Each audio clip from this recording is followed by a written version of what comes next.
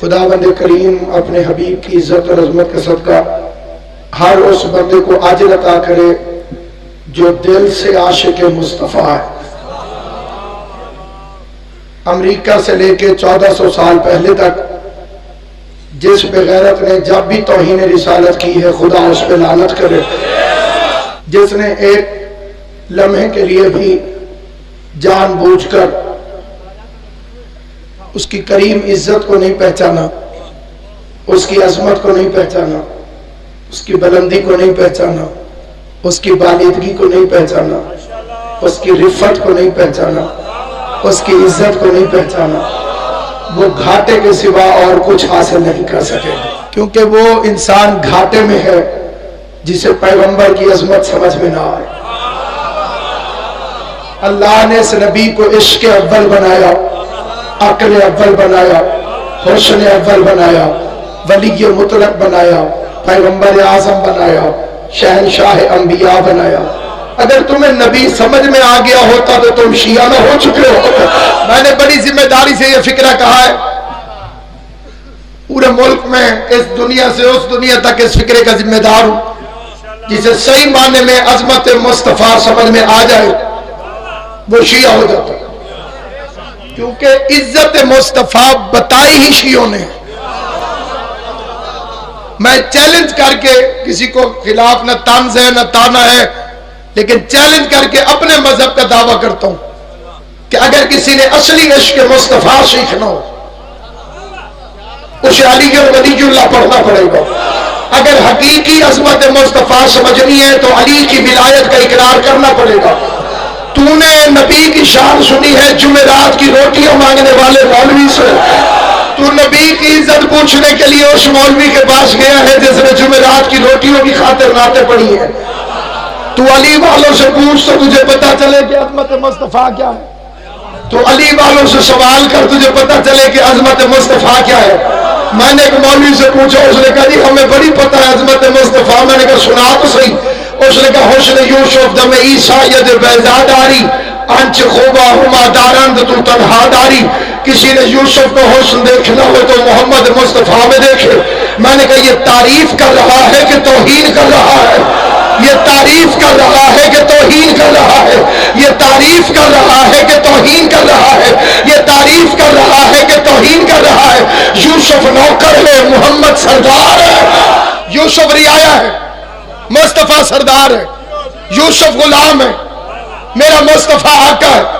تو نوکروں کی چیزیں مالک میں ڈھونڈتا ہے، ہائے ہائے، تو نوکروں کی چیزیں مالک میں ڈھونڈتا ہے، یوسف کو حسن مصطفیٰ میں ڈھونڈتا ہے۔ کہ جی بیٹھ جاؤ تو میں فکر آتا ہوں، نوکروں کی چیزیں مالکوں میں ڈھونڈتا ہے کہ جی یوسف کو حسن دیکھنا اختر شادی تو مولوی کہتے ہیں محمد کو دیکھو۔ تجھے پتہ ہی کیا ہے کہ حسن کی تعریف کیا ہے؟ تجھے پتہ ہی کیا ہے کہ حسن کی عظمت کیا ہے؟ تجھے معلوم ہی کیا ہے کہ حسن کی عظمت کیا ہے؟ میں تجھے یوسف اور مصطفیٰ کا فرق بتاؤں۔ جس پر زلیخا عاشق ہو جائے اسے یوسف کہتے ہیں، اور جس پر اللہ عاشق ہو جائے اسے محمد۔ مسلمانوں سے اپیل ہے کہ پہلے اپنے آپ کو چیک کرو کہ تم نے اس نبی کو کیا سمجھا، تمہارے نزدیک مصطفیٰ کا معیار کیا ہے۔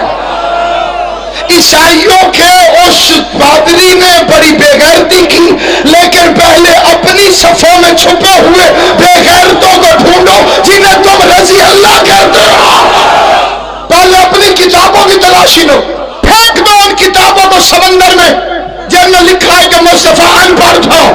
توبہ کرو اس عقیدے سے کہ 40 سال تک حضور کو پتہ ہی نہیں تھا کہ میں نبی ہوں۔ اس نبی سے سچا عشق نہیں تو جنت تیرا خواب ہے۔ شہید محسن نقوی نے کہا تھا دل میں چاہت ہو پیغمبر کی تو دوزخ کیسی۔ پھر سر حشر یہ رحمت کا لبادہ کیا ہے؟ اے فرشتوں میرے اعمال نہ دیکھو، ٹھہرو پہلے پوچھو کہ محمد کا ارادہ ہے۔ پہلے سوچ کے بتا تو اسے عیسائیوں کا نبی میں جھولے میں لیٹا ہوا اور کہہ رہی عبداللہ آتانی الکتاب وجعلنی نبی، میں اللہ کا بندہ ہوں، کتاب لے کر آیا ہوں، نبی بن کر آیا ہوں۔ آتانی الکتاب، کتاب لے کر آیا، وجعلنی نبی، اس نے مجھے نبی بنا اور تجھے عقیدہ سکھا گیا ہے کہ 40 سال تک مصطفیٰ نبی نہیں تھا. تو عاشق رسول ہے، تو تجھ سے میرا ادب کے ساتھ سوال ہے کہ اگر 40 سال تک مصطفیٰ نبی نہیں تھا تو کیا تھا؟ ہر بندہ ایک وقت میں 3 میں سے کسی ایک حالت میں ہوتا ہے. یا نبی ہوتا ہے،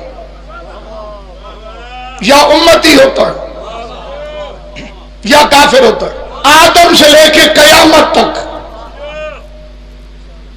انسان یا نبی ہوتا ہے، یا امتی ہوتا ہے، یا کافر ہوتا ہے. بتاؤ مصطفیٰ 40 سال کیا تھا؟ جو غیرت مند ہے ان سے میرا سوال ہے میرے ساتھ. بھائی مصطفیٰ 40 سال تک میرا نبی کیا تھا؟ پھر خود کہتا ہے غار ہیرا میں عبادت کرنے جاتے تھے. پتہ ہی نہیں تھا تو کس کی عبادت کرنے جاتے تھے؟ تیرے پہ کون جبرائیل آیا ہے 40 سال کی عمر میں؟ نبی تو نہیں مانتا، امتی میں نہیں ماننے دوں گا. اگر کسی کا امتی تھا تو اس کا کلمہ پڑھتا تھا، کلمہ پڑھتا تھا تو وہ سردار ہے. یہ رعایا ہے، جس کی پہلے رعایا بن چکا ہو اس کا سردار محمد کیسے ہو سکتا ہے؟ قرآن کہتا ہے کہ موسیٰ نبی نے مشرک عورتوں کا دودھ نہیں پیا. بھئی موسیٰ کی ماں نے پہلے تندور میں چھپایا. وہ اماں تو تلاش کر، اماں جو اولاد کو تندور میں پھینکنے کا حوصلہ رکھتی ہو. یہ باتیں نوجوانوں کو سمجھ نہیں آئیں گی، بزرگ بہتر اندازہ لگا سکتے ہیں. ہو ماں اور اللہ کے تندور میں پھینک دے. کتنا بھروسہ تھا موسیٰ کی ماں کو خدا پر. پتہ چلا معصوموں کے گھروں میں وہ شک کرنے والیوں کو اولاد نہیں دیتا. کیا اگر اس نے شک کیا تو یہ تو حکم مانے گی نہیں. اللہ نے محمد مصطفیٰ کے بیٹے زہرا سے کیوں پیدا کیے؟ حسن حسین رسول کے بیٹے ہیں. جنہوں نے ساری لایا ہے وہ ابھی سارنا ہی رہے. حسن اور حسین رسول اللہ کے بیٹے ہیں. یہ کارپوریشن کی پرچی نہیں، قرآن کی آیت ہے. فمن حاجك فيه من بعد ما جاءك من العلم فقل تعالوا ندعو ابناءنا وابناءكم. تم اپنے بیٹے لاؤ، ہم اپنے بیٹے لاتے ہیں. زیارت میں کیا پڑھتے ہو؟ السلام علیکم یبنا، اے رسول اللہ کے بیٹو تم پر ہمارا سلام. کس کے بیٹے ہیں؟ حسن حسین رسول اللہ کے. ٹیکنیکل مجبوری سے اس نے علی کے گھر پیدا کیے، اور وہ ٹیکنیکل مجبوری یہ تھی کہ اللہ اگر حسن حسین کو مصطفیٰ کے گھر پیدا کرتا تو نبی بنانا پڑتا. ابراہیم نبی ہے، اس کے بیٹے بھی نبی. یعقوب نبی ہے، اس کے بیٹے بھی نبی ہیں. سلیمان نبی ہے، اس کے بیٹے بھی نبی ہیں. مصطفیٰ کے بیٹے ہوتے اور نبی نہ ہوتے تو وہ نبی کہتے ہم افضل ہیں، ہمارے بیٹے بھی نبی ہیں. اب یہاں روک کر ایک فکرہ اللہ سے کہتا ہوں، حسن حسین کو نبی بنا دے، کیا حرج ہے؟ کیا ان میں صلاحیت نہیں ہے؟ نبی کیوں نہیں بنایا؟ یہ غیر زیادہ توجہ سے سنیں، کیونکہ اب نبوت کے عہدے کی ضرورت نہیں رہ گئی. رسالت کے عہدے کے فنکشنز ختم ہو گئے تھے. چلیں اس کی تشریح کر دیں. نبی اس کا مطلب کیا ہے؟ خبر پہنچانے والا. اور علی ولی اللہ تھی آسمانوں پہ آخری خبر. علی الیوم اکملت کا مطلب ہے that is the end of the news. علی ولی اللہ کے بعد آسمانوں میں کوئی خبر ہے ہی نہیں. یہ جو مرزائی کافر ہوئے تھے جن کے کافر قرار دلوانے کے بعد پاکستان میں انہی بے غیرتوں کی سازشوں سے شیعہ سنی لڑائیاں شروع ہوئی ہیں. مرزا غلام احمد قادیانی کا فرقہ کسی سے کافر قرار نہیں دلوایا جا سک رہا تھا. برطانیہ کی حکومت کی ایڈ تھی، پیچھے سے پیسے آ رہے تھے، مکمل ان کی طرف سے ساتھ دیا جا رہا تھا کہ خبردار کسی بھی صورت میں مرزائیوں کو کافر قرار اقرار نہ دلوائے جائے، بڑے بڑے لوگ مرزائیوں کے عہدے کے اندر شامل تھے. آپ کے سیال کوٹ کا سر ظفر اللہ جو اس مرزائی ہے، پاکستان کا پہلا وزیر خارجہ ہے، وہ یہاں ڈسکے کا رہنے والا، سیال کوٹ میں اس کا گھر ہے. سر ظفر اللہ جس نے قائد اعظم کے جنازے میں شرکت کرنے سے انکار کر دیا تھا، صحافیوں نے سر ظفر اللہ سے پوچھا تھا کہ تو پاکستان کا وزیر خارجہ ہو کر گورنر جنرل کے جنازے میں کیوں نہیں آیا؟ تو اس نے کہا تھا اس سے میرا مذہب نہیں ملتا، میں مرزائی ہوں، قائد اعظم شیعہ. مرزائی کسی سے کافر قرار نہیں دلوائے جا سک رہے تھے. اور جو مولانا شاہ احمد نورانی نے عبد الستار نیازی کے مشورے سے مولانا اللہ وسائے سے اجازت لے کر کا پتہ کرو اسماعیل کا ہوتا ہے، انہوں نے کہا وہ شیعہ ہو گیا. پورا اس وقت کا پاکستانی اسلام مبلغ اعظم کے دروازے میں پہنچ گیا. شاہ احمد نورانی نے بڑی ادب آداب سے گفتگو شروع کی. جی شرم تو آ رہی ہے لیکن وہ نورانی تھا، یہ مبلغ اعظم تھا، اس پہ جناب زہرا کی مہر تھی. اسماعیل نے نورانی صاحب کو چپ کر آگے کہا جی شرم کس بات کی، بزرگوں کی سنت ہے، وہ بھی مشکل کے وقت علی کے دروازے پر آ گیا. مبلغ اعظم نے 70 کتابوں کے ٹرنک بھروائے. شاگردوں کی لائن آگے آگے. مبلغ اعظم منبر رسول پہ کھڑے ہو کے این حقیقی واقعہ پڑھ رہا ہوں، سنایا واقعہ نہیں، اپنے استاد سے سن کر عرض کر رہا ہوں. علامہ عرفان رابطی اللہ مقاموں کی طرف فرماتے ہیں مبلغ اعظم محمد اسماعیل نے قومی اسمبلی میں قدم رکھا، ذوالفقار علی بھٹو احترام کے لیے کھڑا.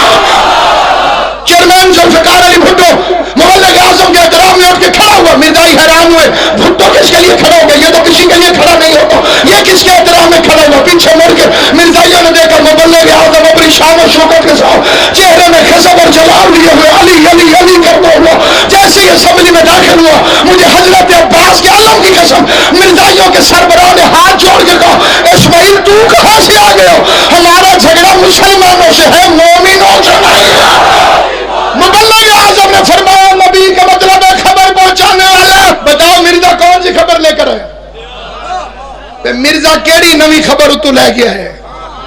قیامت کی خبر آ چکی، جبریل کی خبر آ چکی، منکر نکیر آئیں گے خبر آ چکی، پل صراط کی خبر کیڑی کمی حضور چھڑ گئے جنہوں پوری کرنے واسطے یہ ہے.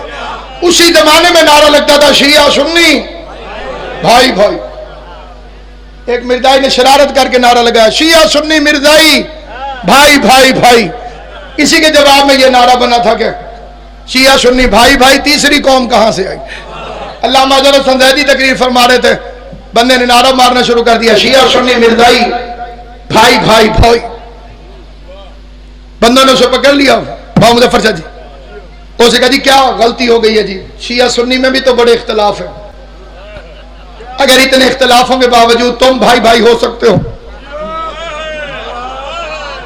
اسے ہم نے بھی تو ایک اختلاف ہی کی ہے، نماز ہم بھی ہاتھ باندھ کے پڑھتے ہیں، اور یہ کلمہ ہم بھی محمد رسول اللہ تک پڑھتے ہیں، اذانیں ہماری بھی وہی ہیں جو مسلمانوں کی ہیں، ہمیں بھائی کیوں نہیں مانتے؟ زیدی صاحب نے جو جواب دیا ہے وہ قلم نور سے رخسار حور پہ بھی لکھو تو حق ادا نہیں ہوتا. زیدی صاحب نے فرمایا ہم شیعہ سنی میں بڑے اختلاف ہیں لیکن ہیں ہم بھائی بھائی، کیونکہ نبی ہوتا ہے امت کا باپ، ہم شیعہ سنی کا باپ ایک ہے. تمہاری ماں نے قسم ہی دوسرا کر لیا ہے تو ہمارا بھائی. اگر اللہ حسن حسین کو مصطفیٰ کے گھر بھیج دیتا تو نبی بنانا پڑتا، اور اب اس عہدے کی ضرورت نہیں تھی کیونکہ لاسٹ پرافٹ نے ہر میسج ڈیلیور کر دیا تھا. اور آخری خبر نبع عظیم سب سے بڑی نیوز ولایت علی تھی، وہ پہنچا دیا تو رسالت کا کام پورا ہو گیا. اب اس عہدے کی ضرورت نہیں تھی. اب دو لفظ کہتا ہوں اور اس کے لیے دعا چاہتا ہوں جسے سمجھ آ جائے.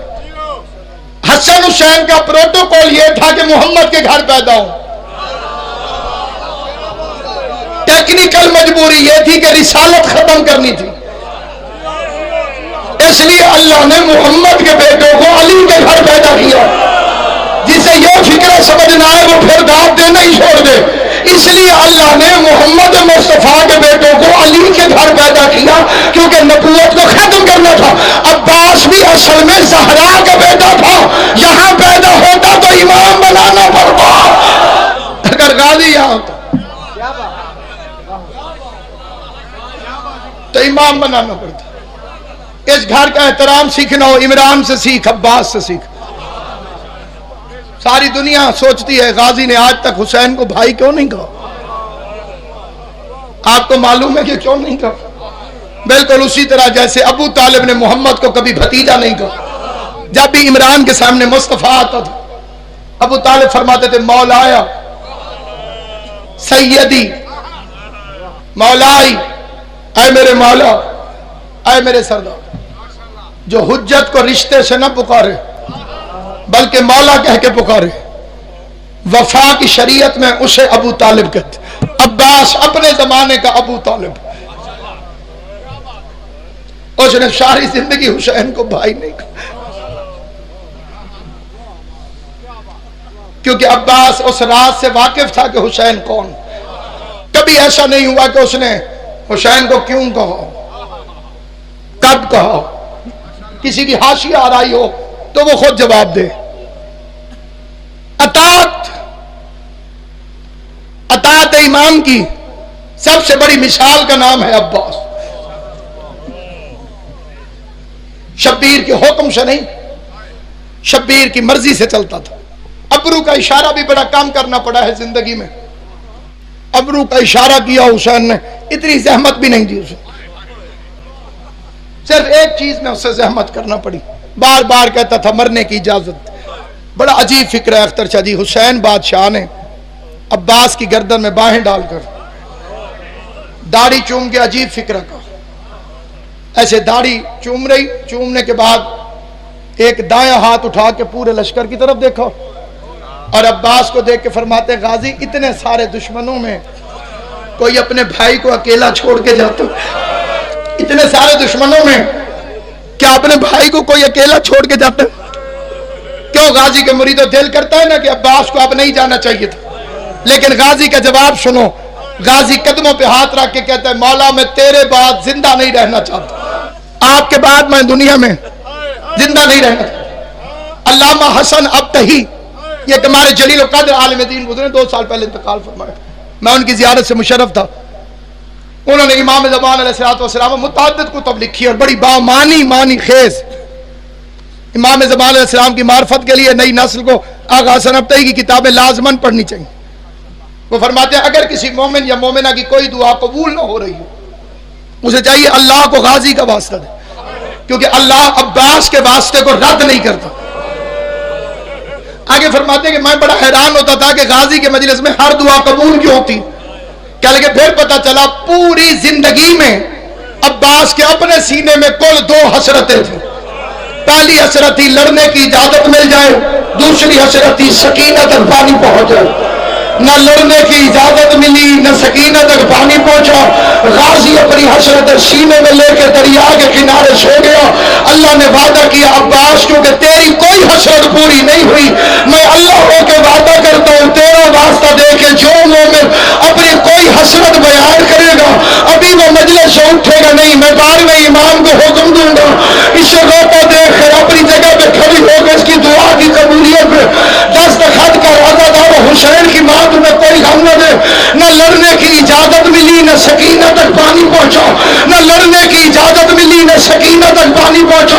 یہی وجہ ہے کہ میں نے کتابوں میں پڑھا, بزرگوں سے سنا ہے, جب بھی کوئی شہید گھوڑے سے گرنے لگتا بی بی زینب کوئی نہ کوئی بیان کرتی.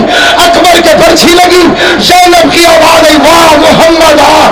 قاسم کی لاش پہ گھوڑے دوڑے, بی بی زینب کی آواز آئی واہ علی آ. اور غیرت مند شیعو جس وقت غازی نے زین چھوڑی نہ زینب نے نانے کو یاد کیا نہ دادے کو یاد کیا.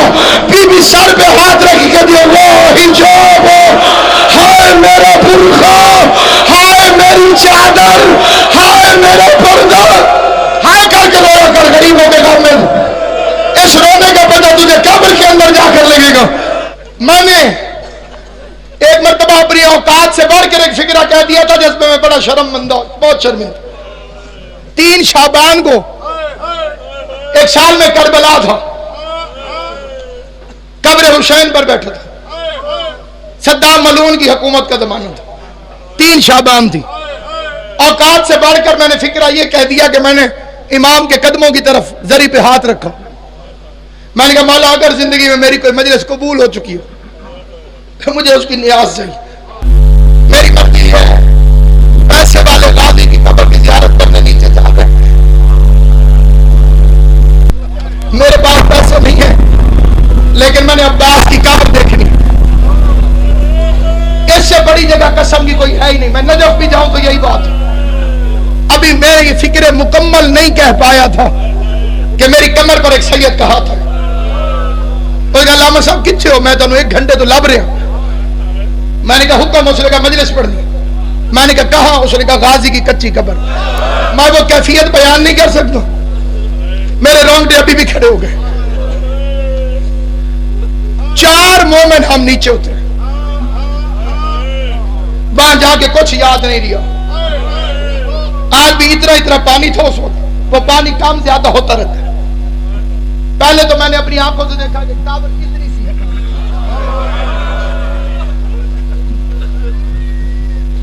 یہ تو تم سارے جانتے ہو کہ قد علی جتنا تھا. پھر تم نے پوچھا نہیں کہ قبر اتنی چھوٹی کیوں ہے. جتنا باقی ملا تھا سجاد کو حسین کے بعد جتنے ٹکڑے غازی کی لاش کے ہوئے اتنے. میرا بچہ رونا نہ کر دیں. قبلہ میں کسی کتاب سے نہیں پڑھ رہا ہوں. یہ فکرہ میں نے اپنی آنکھوں سے دیکھ رہا ہوں.